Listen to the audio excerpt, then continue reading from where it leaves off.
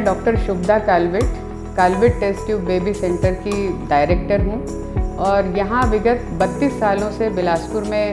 मेरी प्रैक्टिस है और 2013 से मैं IVF सेंटर चला रही हूँ। आप सभी को बहुत ज़्यादा एक एंग्जाइटी होती है किसी भी सेंटर में जाने के पहले, IVF सेंटर में जाने के पहले कि वहाँ क्या क्या होने वाला है। तो सर्वप्रथम मैं आपको ये बताऊंगी कि आप किसी भी IVF सेंटर को यदि चूज़ करते हैं तो बहुत सारी बातें उस पर डिपेंड करती हैं, क्योंकि ये सारा IVF के सक्सेस रेट पे डिपेंड करता है और हर IVF सेंटर का सक्सेस रेट अलग होता है, क्योंकि ये बहुत सारी बातों पे डिपेंड करता है। आपको एक अनुभवी डॉक्टर होना चाहिए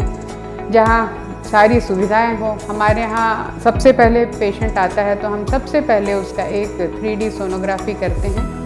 3D सोनोग्राफी 4D सोनोग्राफी करने से हमें यूट्रस के अंदर की सारी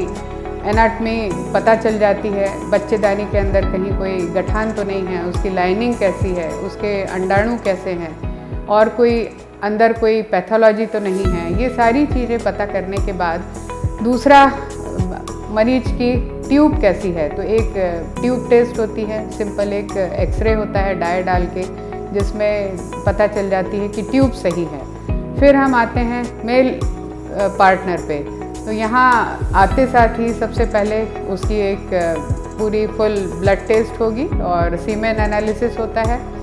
सीमेन एनालिसिस होने के बाद फिर डिसाइड होता है कि काउंट कैसे होना चाहिए। यदि सब कुछ नॉर्मल है तो भी रिज़ल्ट नहीं आ रहे हैं तो कुछ हायर स्टडीज़ होती हैं सीमेन की,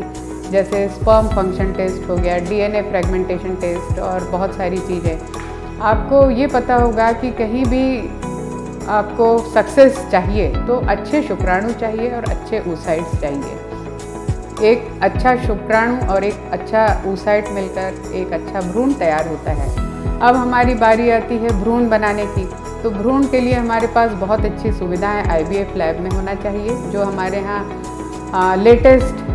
सब इंक्यूबेटर्स हैं, सारी मशीनें हमारे यहाँ लेटेस्ट हैं। हर साल इसमें सारे कैलिब्रेशंस होते रहते हैं और लेटेस्ट सारी तकनीक और सुविधाओं के साथ सबसे इम्पॉर्टेंट है कि एम्ब्रियोलॉजिस्ट एंड एंड्रोलॉजिस्ट एकदम वेल ट्रेंड होना चाहिए, जो हमारे यहाँ विगत 2013 से एकदम अच्छे एम्ब्रियोलॉजिस्ट हैं, अच्छे एंड्रोलॉजिस्ट हैं, जिनके सारे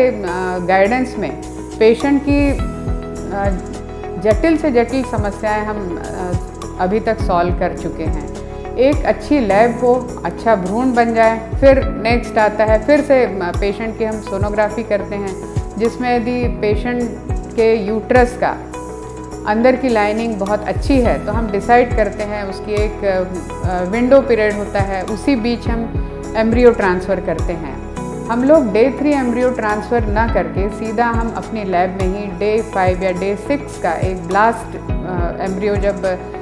सबसे पहले एम्ब्रियो फिर मॉरूला और फिर ब्लास्ट होता है, तो जो 6 दिन के भ्रूण होते हैं जिसको हम ब्लास्ट कहते हैं, वो जो सबसे अच्छे ब्लास्ट होंगे वही 2 ब्लास्ट हम जो भी मरीज होता है उसके यूट्रस में ट्रांसफ़र करते हैं। अब अच्छे ब्लास्ट हैं या एवरेज ब्लास्ट हैं, इसकी भी ग्रेडिंग होती है, तो हमारे यहाँ उसके लिए भी एक टेक्निक है जिसके सहारे हम तय करते हैं कि कौन से ब्लास्ट बहुत सही हैं और एम्ब्रियोलॉजिस्ट ही हमको देख के बताते हैं, जिसके लिए हमारे पास एक मशीन है जिसमें हम ये तय कर लेते हैं कि कौन सा ब्लास्ट अच्छा है। उसी के बाद फिर हम 2 सबसे अच्छे ब्लास्ट पेशेंट के यूट्रस में ट्रांसफ़र करते हैं। और रिज़ल्ट के लिए देखिए इतनी सारी बातें, सब पेशेंट के फैक्टर, लैब के फैक्टर,